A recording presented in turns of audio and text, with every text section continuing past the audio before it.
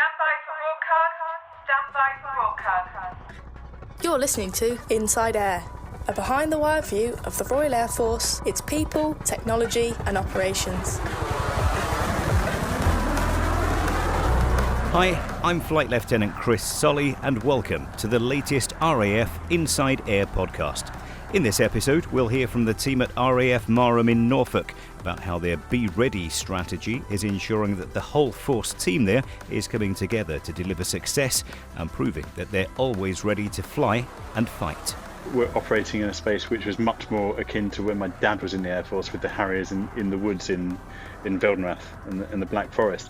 And, you know, it's weird to see us going back to that. And there's also the message filtered down to the younger people, their AS1s and 2s and the junior corporals. The foot's all got on board of it very, very quickly, and it all become part of the daily, weekly routine for us. Not only is it to sweat our people and show them what they can do, put them in stretch, but it's also to demonstrate to NATO that, yeah, we're a capability that you can rely on. And I think that's a really important point right now. As usual, we'll reheat a few stories which might have slipped under your radar, and we'll be finding out who's under the hat this week with AS1 Ben Russell. And what's your proudest moment in the RAF? Being top student on Mortar Platoon Commander's course for the RAF Regiment.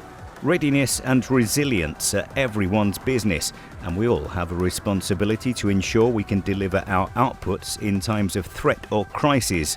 The words of RAF Marham Commanding Officer, Group Captain Leonie Boyd.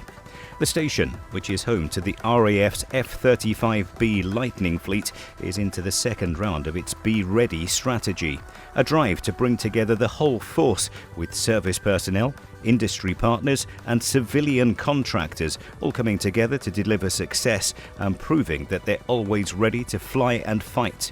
Lessons from the first round of BeReady have already been learnt and are now being put into action at the Norfolk main operating base. BeReady is designed to develop the way the whole team at RAF Marham enhance their readiness to respond during times of threat or crisis. I caught up with some of those who went through the first round of BeReady and those taking it forward with BeReady 25. Good morning, my name's Wing Commander Williamson, I go by Will, and I'm Officer Commanding Operations Wing at RAF Marham. I'm Squad Leader Adam Holland. I'm Officer Commanding Operations Squadron at RAF Marham, and I go by Dutch. And I'm Flight Sergeant Gareth Teague. I was the Flight Sergeant MT during the BeReady phase at RAF Marham last year. So if we look back a few episodes ago on Inside Air, we had Air Marshal Harv Smith talking to us about resilience and readiness. How does this that we're about to talk about today fit into what he spoke about? Yeah, so I remember listening to, I'm going to call him Harv, but Air Marshal Smith's podcast, and it was just before I came into command at Marham, and it obviously struck a chord because he was reflecting on his time as a Station Commander Marham and really the challenges of getting everybody moving for an incident and just being able to operate the station at the time under duress. And what we're going to talk about today is really our thoughts and our strategy on how we've developed that idea to such a point that I think we're pretty responsive and we're pretty agile now. The world is changing, the life in the military is changing, the idea of being ready, being prepared is that much more important, presumably. It certainly feels that way, doesn't it? I think, given what's going on, only a few hours flying time away from here, it really focuses the mind. And if you're in the cockpit of an aircraft, if you're carrying your weapon on an RAF regiment flight, I think the why is very, very easy to see because you're involved in frontline operations every day. I think for many of us at an airbase level, the connection is somewhat more difficult to draw. And so as leaders, we need to be able to bring people along with that idea, and it generally is very well received. There's a phrase I'm going to throw now, and if someone could explain what it means and what it means in practice, and that's air bases as a system rather than independent outposts. What does it mean? Yeah, so the idea of the air base capability, and you can compare it to an aircraft carrier, right? An aircraft carrier you just see on the news, and you know that all of the functions that are necessary to deliver air fighting power are being generated from that ship, supported by a few other ships and some other technologies. If you think about the air base in the same way, it's effectively a non-floating aircraft carrier. You've got everything you need generally on an airbase to not only send your aircraft off to commit combat air operations, but also to accept other aircraft. And that might not just be from our own force. It could be from anyone in NATO, frankly. And that's one of the driving aspects of this. It'd be very easy for me to think, right, we're just going to support lining to the cost of everything else. And that's why I've been really keen to accept pretty much as many exercises as I can. We've done some really great work with USAFE, the United States Air Force in Europe, pardon me, accepting their F-35s. We've had the Spanish F-18s here. And that, not only is it to sweat our people and show them what they can do, put them into stretch, but it's also to demonstrate to NATO that, we're a capability that you can rely on. And I think that's a really important point right now. And so the airbase as a capability is all the sum of its parts. It's everything that we've spoken about, the civil servants, the industry partners, the military, delivering that output for not only the Air Force, but NATO. Airbases as part of a system harks back to the idea of the Battle of Britain network of air bases. And I know that is something that we're relearning, shall we say. That is probably above my command here. I'm absolutely certain it is. But we need to start thinking of our air bases as a network, as a mesh that complement each other, not draw from the same pool of resource. Anything you'd like to add, Dutch? No, I just echo the boss's points there, but absolutely, we're part of a network, and there is a lot of the C2 that comes down now as a regular sort of battle rhythm where the air bases are frequently engaging through two-group operations, and we are moving forward with that mindset and working more collaboratively rather than being independent air bases, just supporting our own internal force elements. Which is really cool to see, by the way. It's brilliant to start having those conversations with my peers across the variety of air bases and starting just to have those conversations about how we can complement each other. And that might be fuels, it might be hardened air shelters, it could be a range of things. But because we're all under the same group now, those conversations are much, much easier. Dutch, I'll bring you in at this point. Is that your experience too? Absolutely. So I arrived at RAF Marham in January 24, and OC Ops there charged me with being Chief of Staff for BeReady. And looking at it and the readiness and understanding what we need to deliver was really important. And not only looking at readiness for major combat operations, overseas expeditionary warfare, but also readiness to respond in the UK. RAF Marham, like a number of other stations, has a regional response, incident management responsibilities for a number of different situations and scenarios. And it's really important that we are also ready to support those at a moment's notice. And BeReady and sort of that mentality all ties into that and how we maintain continuity of operations while responding and managing our people and the station in times of duress or during crisis. And Gareth, for yourself, in the middle of a move at the moment, so thanks for taking the time to talk to this. So you're being very prepared and ready for things, but how does this fit in with the experience you've had? So I fell out of recruitment when I just moved from recruitment into Marham. So I was sort of not blindsided as such, but rabbit in headlights, thinking this is all new. This wasn't what an MOB was when I was my previous MOB in 2012. So there's a big old change of pace as well from recruitment to go to a frontline MOB. Yeah, sorry, MOB, that's a main operating base, just to explain that one. But the messaging was clear. It was easy to understand what was expected of us. And there's also the message filtered down to the younger people, AS1s and 2s and the junior corporals, sort of got on board with it very, very quickly, and it all become part of a daily, weekly routine for us. Let's look. We hear various acronyms and names banded around to do with this. ACE, readiness, BeReady, resilience, those kind of things. How do they all fit together? What do you see, how do they integrate? Yeah, so for me, ACE, Agile Combat Employment, is very much it's the zeitgeist at the moment. We see it all the time in Ukraine, that idea of moving from one site to another and just being able to operate at a moment's notice.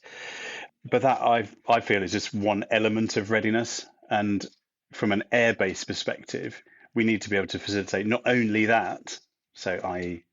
our aircraft disappearing off to conduct operations, but also being ready to adapt, accept other units onto unit, And that could be aircraft, but it could equally be special forces, could be army, it could be other government departments, and they'll pitch up at your door because something's happening. And rather than everybody kind of staring at their shoes and not really knowing what's going on, readiness is being able to adapt and go, right, we've got this, we can look after you, and you can still go and conduct your operations almost seamlessly.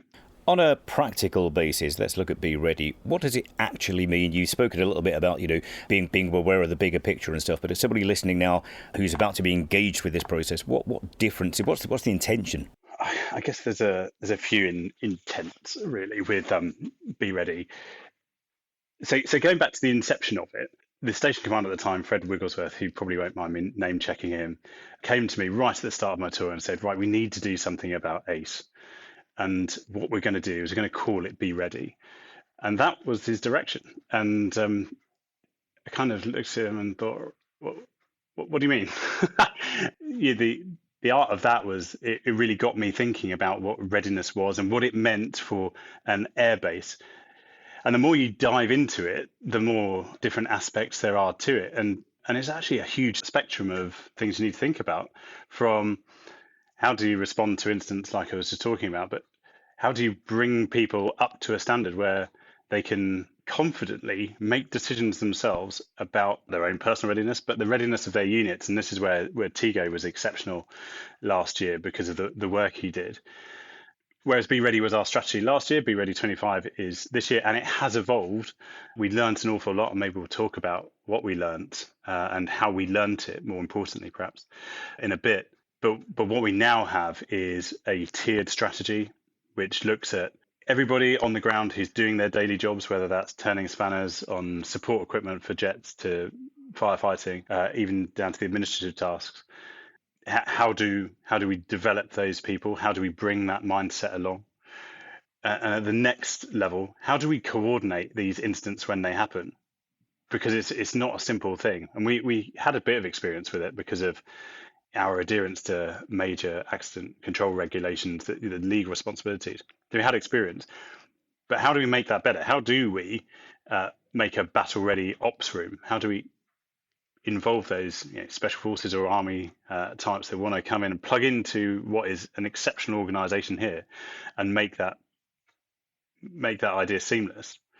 And then the next level is really spreading the word. And I suppose part of that is this podcast, but also we operate in a whole force context. It's very different probably to even when Marshal Harve was in charge of Marham, in that we have many more contractors, many more civil servants, all working to deliver the output of the airbase here. And actually one of the real challenges is having them realise what it is to be Marham, what it is to be ready, and bringing them along with these ideas, such that they feel that if something does happen at Marham, they're involved and they're part of the response. And I think potentially that's the danger with this whole force idea, that people don't get brought along for the ride. A big element of it, Tigo, you were just name checked there for the work that you did last year. Talk us through some of the processes and some of the issues you came across while you were doing that. So it started around about October 23. It was at a town hall in one of the hangars, and Ace was briefed to us on like what it could look like, but it wasn't really clear what it was going to be.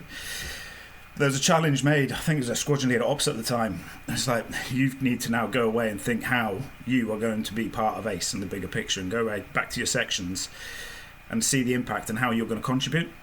And there was one example which really sort of hit home. It's like, if the threat level goes up, the aircraft disappear, how are you going to play your part in supporting the aircraft wherever they may be? Now, it's fair to make an assumption that the F-35s, they're going to go straight to the carriers, but we didn't want to just assume that. We didn't make any sort of assumptions. So, and it's not just about supporting the F-35s, getting to understand ACE. It could be F-35s, it could be Typhoon, it could be Voyager, it could be anything. So we sort of went back to the section, sat down, and basically tabletopped anything that could be expected to support them. So we based like the concept of like supporting a dispersed F-35 or a Typhoon on land away, and a deployed logistics group. Something that is our bread and butter, something that we do routinely across the globe. So from that, them sort of pre-built templates, we came up with our own sort of plan to support dispersed, and ultimately what we really want to do is support these aircraft from an unsupported airfield. That was like worst case scenario. So there's no tanker, there's no sweep, there's no PAX movements, there's nothing there. So it's blank card, and we've got to go in and build an infra to support the aircraft and support the engineers. So to do that, there's a whole lot of training they needed doing, because historically MT is split over two main areas. So you had airfield support MT and MT ops. MT ops mainly freight and packs, airfield, the fuel, the heavy lift, the crane, and aircraft tow. But we had to bring the workforce together. So training was key to making this a success. And a lot of burden went on the training team, but at the same time, something really, really good happened, and CAS's intent to streamline MT processes last year really worked in our favour. So we're removing a lot of processes for the customer. That in turn released a lot of hours weekly, training hours weekly for my corporals as well, so they could really turn attention to what we call A-class driver training, which is MT driver training. So then 3 hours went straight into A-class driver training, and we multi-skilled our workforce. So an AS1 could drive a truck with a sweeper or a mat tractor on the back or a tanker, drive it to a said location, get out the truck, take the tanker off the back and go refuel an aircraft. That was the plan. But then we also had crane lift teams ready to go to that location and remove any ASC off the trailers needed to support the Lightning or whatever aircraft.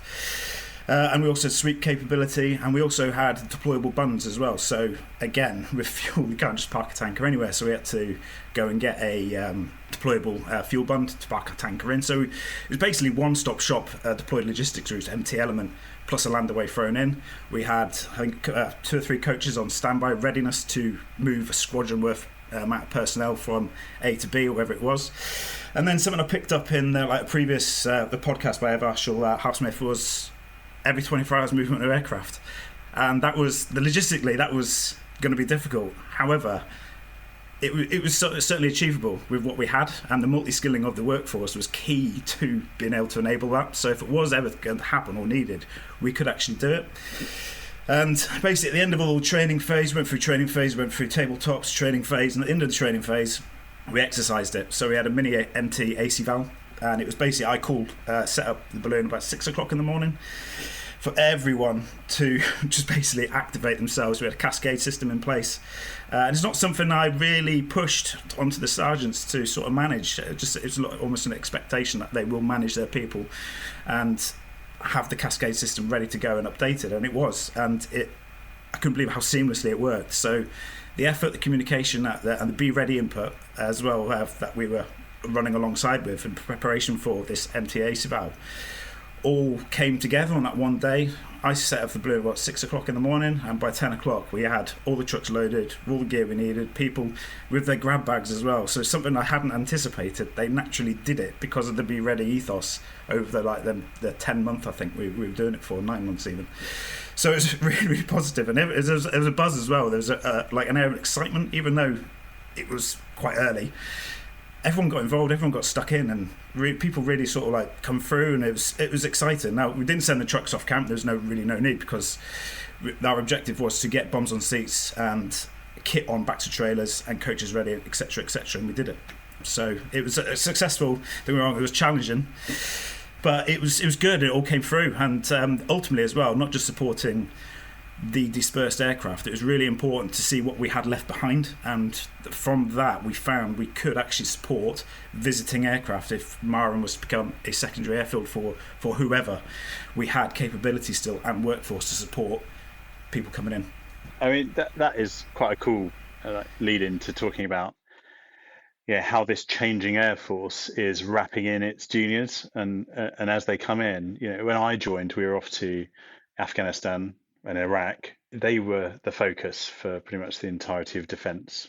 Now it's a really different paradigm, and for me, having been in for 23 years, we're operating in a space which was much more akin to when my dad was in the Air Force with the Harriers in the woods in Veldenrath and the Black Forest.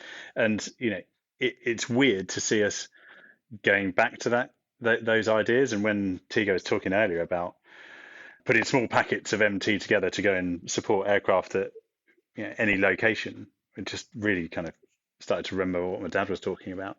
And I think we need to remember that as commanders. We've got this new generation coming in, and they do not care about Iraq and Afghanistan They're joining the military because they see they see the world, and they see the context they're operating in. They want to be part of that, and so that's a really really important point. And so yeah, I guess jumping into those junior leadership development programs with stuff like this, it should be really powerful. I look forward to it, actually. We've all been around for a while. We've seen various systems and ideas brought forward. This sounds, and I can see and I can hear the enthusiasm from you over this.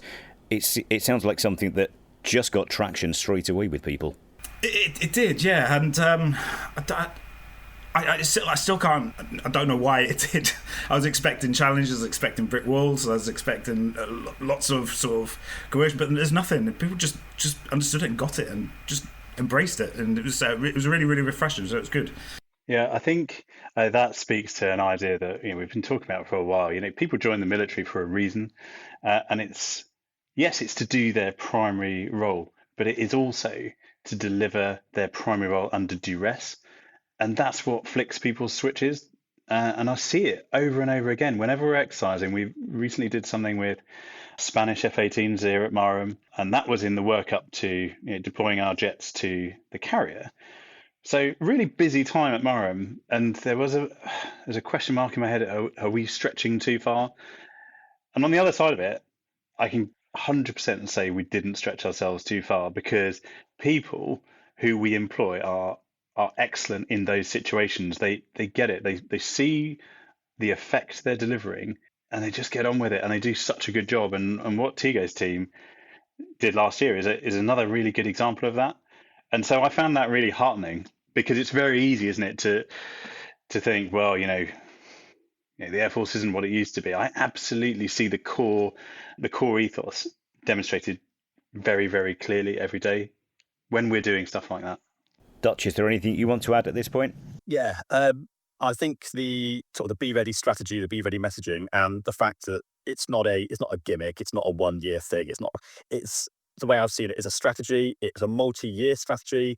We'll develop and refine. We'll learn our lessons, and we'll apply them for the next year. So hopefully everybody can see that it's gradually going along, and it will gradually improve, and it will develop through time. And from that, people can understand the intent, what they need to get after, and how they can support it.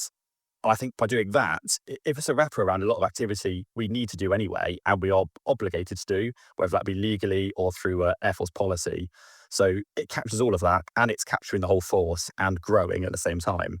And I think that's really important. And I think the messaging for that is important. And I think Tigo and his team are evidence that we are hopefully getting that messaging right, and it can then be understood and applied at all levels. Fabulous stuff. Now, we've spoken about some of the real positives, and it sounds like great engagement, but presumably there were lessons learnt off the back of BeReady 2024, as you already alluded to. Yeah, it's funny. When we devised BeReady, it was free space, and what I wanted to do is put a bit of an operational pause there and get everybody who is involved in the implementation of BeReady around the table and say, right, what worked and what didn't? Because if you're not and taking those lessons forward, then you're just going to fail. And just that meeting brought home to me how much wasn't working and what didn't land. And in parallel, we ran just a really basic survey, kind of Google Forms. It wasn't Google, but that kind of thing. And we put it out to the airbase and the air wing and said, right, what do you think of BeReady? And the feedback we got was quite astonishing. And here's the thing, it surprised us. It wasn't the things that we thought we were going to get told, and no doubt Dutch has got more on that. And so we were able to recycle those into BeReady 25, and I think that's the main part of the strength of BeReady 25. What were the lessons, Dutch, that struck you? So I'll start with the trends, to be honest, because I think that kind of feeds nicely on from the survey we did and the meeting. And we had working groups at all levels. We had our officers, the warrant officers, senior SEOs, and the junior ranks, because we wanted to hear from everybody, as well as the survey that went out to the whole station. And the trends we got there was a generally good understanding of the purpose, which is really positive. But also we had requests for greater involvement beyond just the airbase construct. So things like the air wing, the resident units, civil servants, and other supported units wanted to be involved, which is really positive. There was concern raised that it was a bit too desk bound, too high level. So we did a lot of the sort of silver level of command, which would be the command and control, up to the gold. but there wasn't a lot for the troops on the ground, and they wanted to be more involved, more practical activity, maintaining the focus on realistic events, realistic threats, which is very important to keep them engaged and for them to understand why they are doing this. And really, the other big challenge was the dissemination of information, how we get that information out, whether it's in crisis, whether it's routine messaging, briefs, etc. And again, things like this podcast are fantastic because it gets out the message why we're doing this and how hopefully everybody can contribute towards BeReady. And from your side, Tigo, is that kind of reflective of your experience? Yeah, the messaging was clear, straight from the off, really, and it was understood as well. There had to be a level of autonomy as well. We had to think for ourselves as leaders, and was afforded that as well when we did it. And that's sort of like the main reason I think we had such a positive outcome as well.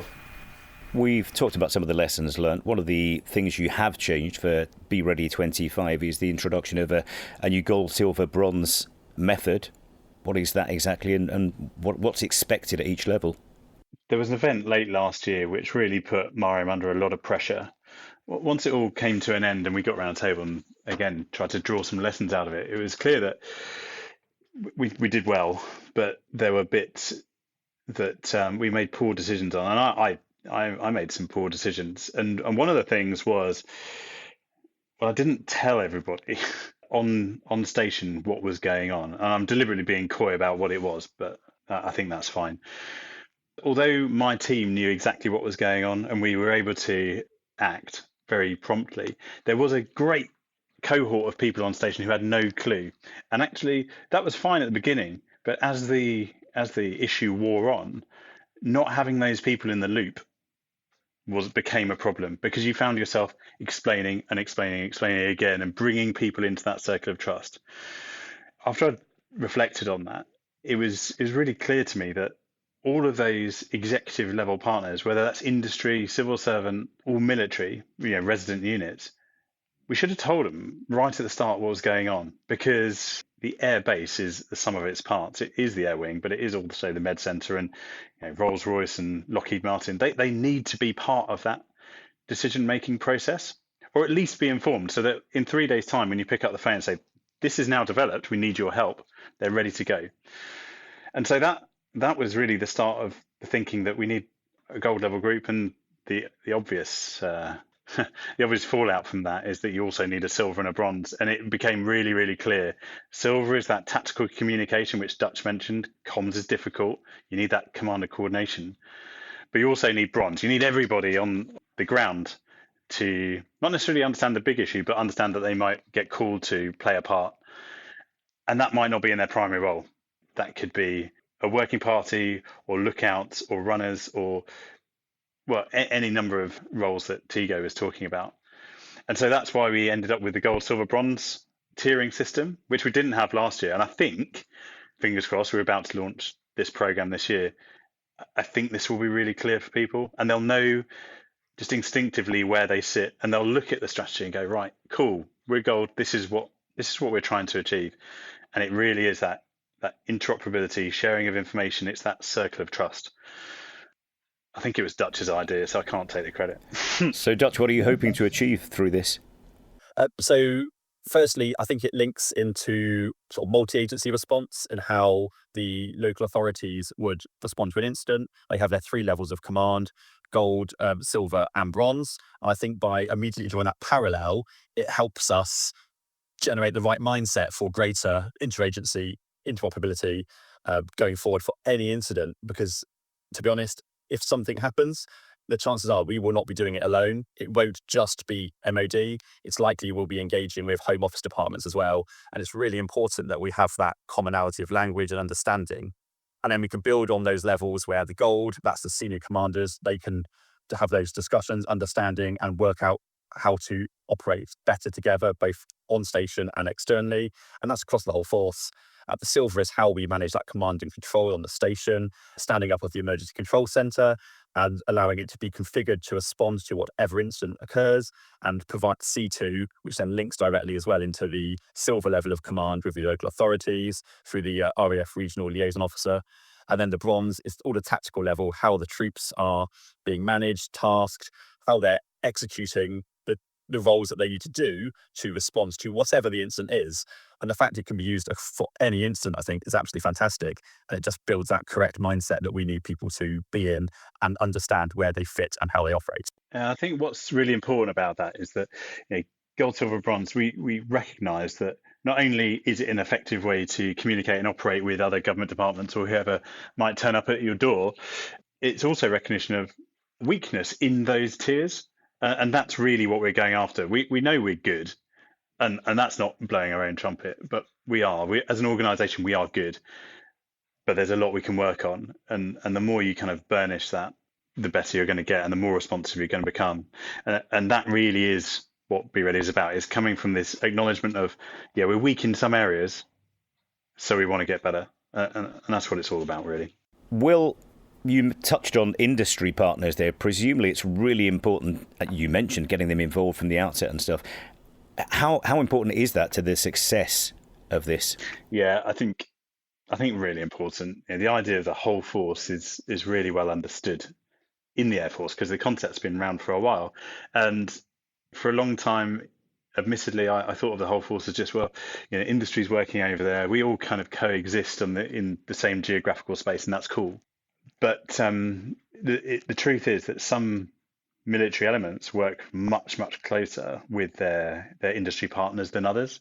And that's true, for example, with Lightning, who, their industry partners are really close. It's a mesh with Rolls-Royce and Pratt and BAE.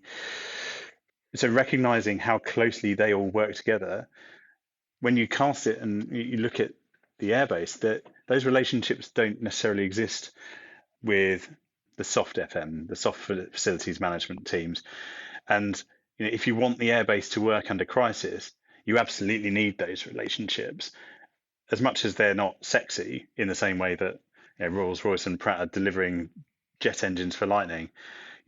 You absolutely need to be clear what the cleaners are going to do, what the medical support staff companies are going to do, and there's a whole list of them actually. The contractors that maintain the airfield, which is kind of my domain. Those relationships, you need to be able to pick up the phone to the manager of whoever and say, right, we're in a fix here. That's probably what we haven't had for quite a long time, certainly at kind of an executive level, and that's really what I want to work on this year at Marham anyway. So I do think it's really important. Let's face it, if you talk about the big sexy things like engines, but if the sausages aren't there for breakfast, it's going to be that's going to get the complaints the quickest from the guys and girls, isn't it? Yeah, precisely. But when you look at catering, and that's a really good example, and you start talking about BeReady or whatever you're going to call your readiness strategy, you're going to have those difficult conversations because the serving staff and the chefs who are civilians. What does it mean if the airbase is in crisis and those guys are slightly unsure about what's going on? Do they feel safe? Do they feel like they can come to work? What is their role? And so that's the real challenge. That's the uncomfortable question, and that's the challenge that we need to go after, because they are part of the team, and it's very, very easy to dismiss those people. But without people emptying the bins, your military effort is going to start getting degraded pretty quickly. And I suppose that's part of the resilience piece as well. Yes, I think that really links into the underpinning resilience strategy as well, which is a sort of a discrete fourth line of the BeReady strategy. And that's how we do business continuity, how we do continuity of operations, how we are physically, mentally resilient. And we have that ability to understand how and where we can continue to operate at those points which OCOps just mentioned, where we're at stress, we're at crisis, we're under threat, and you don't have the resources, the people, or the infrastructure that you would normally day to day. So from the MT and the civilian workforce that was there, makes up nearly half of the workforce numbers. They're the backbone to making sort of our race concept work. The blue suits would disappear and deploy wherever they needed to go to do whatever they needed to be, but without the civilian workforce remaining back at Marham to still deliver fuel, still deliver routine ops and etc., just routine taskings, we would really struggle without them. And they were that was communicated to them, so they felt part of what we were doing to support ACE and BeReady. That was one phrase explained brilliantly. Thank you. I'm going to throw another one in now. Garrison efficiency, which is another of Air Marshal Harve's bugbears, isn't it? Yeah, what was the phrase he used? Garrison happy or barrack happy? It's quite a common idea, especially in the army, that when everybody comes back to their barracks, they can kind of let off a little bit and just relax because they're not out on the front line. And I think his idea was that, well, we should be at this more elevated state of readiness. And I suppose that neatly captures the challenge that we all have as leaders, because the natural thing is, when you come back to your home base and you can go home and walk the dog, it's difficult to elevate yourself to the idea that you could come under threat, that something terrible could happen, and that you might just need to switch it on. Now, that might be the case for Marham, but there are other air bases like Wallington who are committing frontline operations from their cabins on the airbase. So it's very, very different. And so in that, the challenge for every airbase is different, but quite interesting one to deal with. I think it also links to the fact that we have these super bases or super garrisons where we put one very large basket, and it means you only need one MT, one admin section to support them, but then also means you've got a single point of failure. Whereas, go back to the ACE principles, the more you disperse, the harder it is for you to hit a critical node because you spread your eggs across many baskets. There you go, continue the pun. Yeah, that idea of networking is really powerful. So the network of airbases is absolutely where we need to be. And one other thing he mentioned in the Inside Air was risk appetite being a big challenge.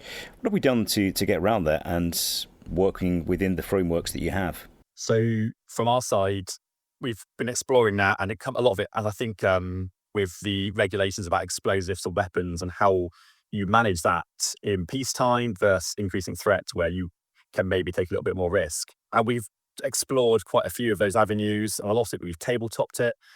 We've looked at where could you put armed aircraft in places that traditionally are not currently allowed to go, and how we could take more of that risk at Marham, where the red lines are, where additional approvals are. And I think by working through those as tabletop exercises, a sort of talking out the problem and coming up with innovative solutions is the way we can do that without having to take that increased level of risk now.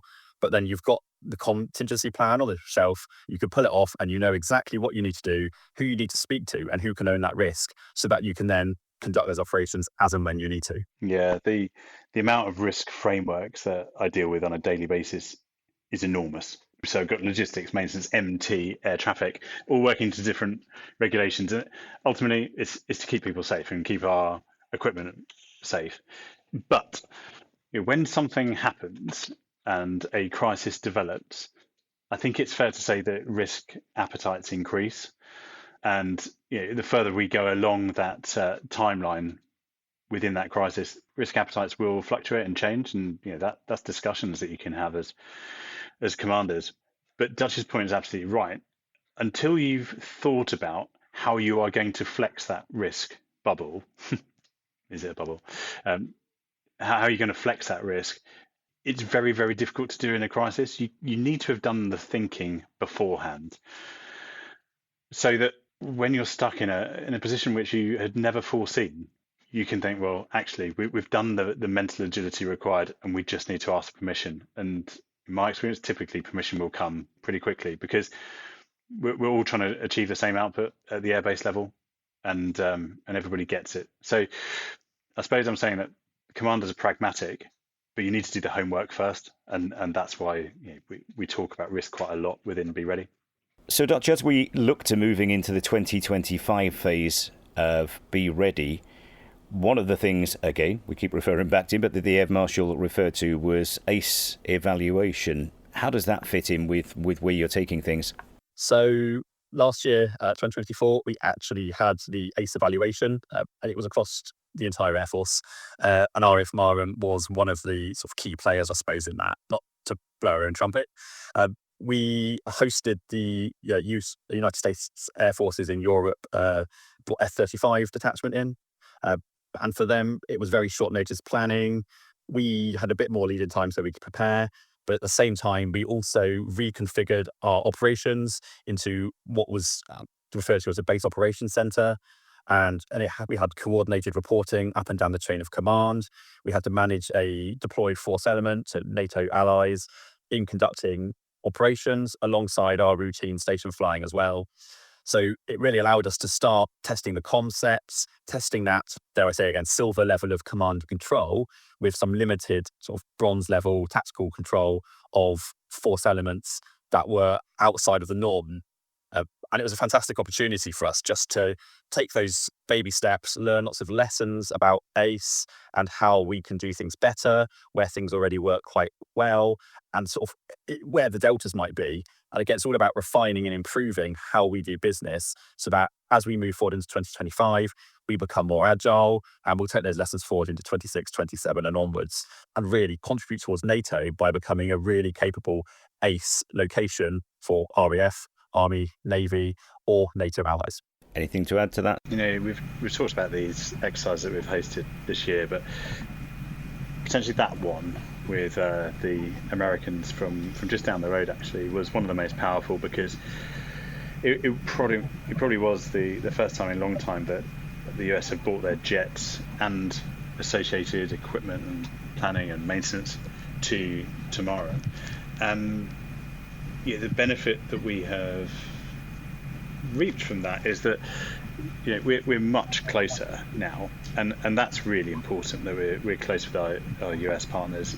We know the pilots, we know the engineers, we have a working relationship, and so the power of that again is if we move to some kind of crisis where we need to work closely, we already have those relationships, and that for me is why we need to be seeking opportunities to exercise at any opportunity, really. It's very easy, I think, for people like me, and I am guilty of it, and staring at the thing which stops you from doing something and using that as a reason to say it can't be done. The reality is there is always something that can be done, and often that something is greater than anybody expected. And the team at Marham over the past year and a half have blown my mind with what is achievable, even with some quite severe limitations. So, incredibly proud of what the team have achieved here. Is there anything else you wanted to touch on? Probably just say, so BeReady 25, really excited as we launch it. Saying that, we have already been conducting activity in the background.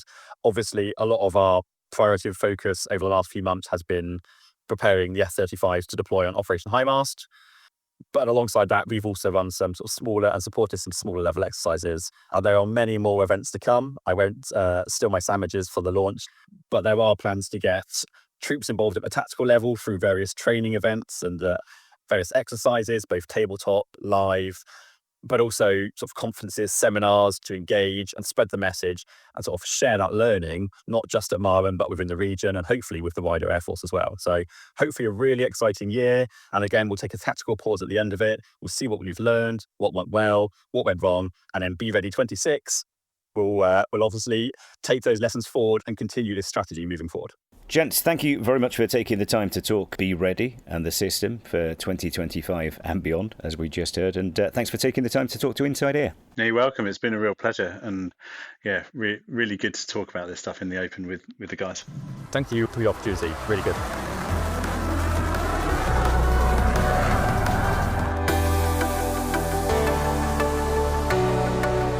I'm AS1 Emma Kerwin, and this is Reheat, where we take a look back at some of the RAF stories you might have missed. Firstly then, it's mission complete. In the Arctic Circle, despite temperatures of -40 Celsius, the RAF C-17 Globemaster air and ground crews from 99 Squadron were welcomed to the most northerly station on Earth. They worked with their Canadian counterparts to resupply the Canadian Forces Station Alert, a signals intelligence intercept facility that conducts climate change research. Over the 2-week duration of Operation Box Top, the crews delivered nearly 2 million litres of jet fuel straight from the aircraft's tanks to containers in Alert that will run everything from heaters and generators to radios and scientific equipment. The sacrifices of Second World War veterans and their generation have been remembered. The 8th of May 2025 marked the 80th anniversary of VE Day. The Red Arrows flew over Buckingham Palace as part of the celebrations. Street parties were held across the UK, and RAF personnel joined services to honour those who served across the UK and in Reims in France. A wreath was laid in tribute to the Marly-le-Camp Road, a crucial mission in the lead-up to D-Day. And more than £13 million in funding's being awarded to 2 museums to keep the memory of World War II alive. The RAF Museum Midlands in Cosford and the National Museum of the Royal Navy in Portsmouth have secured the money from the National Lottery Heritage Fund. Plans are in place to transform the RAF Museum Midlands by opening new exhibits to tell the 100-plus year history of the Royal Air Force. You've been listening to Reheat on Inside Air. Thanks, Emma. And now it's time to find out who's under the hat with Ben. I'm AS1 Ben Russell, and this is Under the Hat, where we get to know an aviator in less than a minute. Name you're known by. I'm a Flight Sergeant Rick Forrest. What's your profession? RAF Regiment, and I'm based here at Leaming. What's the best thing about your job? The money. Hardest part of your job? The travel. Best location you've served? Afghanistan by far, putting my skills to good use. What bit of luxury kit do you never deploy without? A pillow. And what's your proudest moment in the RAF? Being top student on the Mortar Platoon Commander's course for the RAF Regiment. Thank you, Flight Sergeant Forrest, for being the latest aviator to take part in Under the Hat. That's all for this episode of Inside Air. Please give us a review, subscribe on your favourite podcast app, and then join us again soon. You've been listening to Inside Air, a behind-the-wire view of the Royal Air Force, its people, technology and operations. If you're serving in the RAF and have a story for us, please speak to your unit media and communications officer. Inside Air is written and produced for the Royal Air Force by RAF Media Reserves.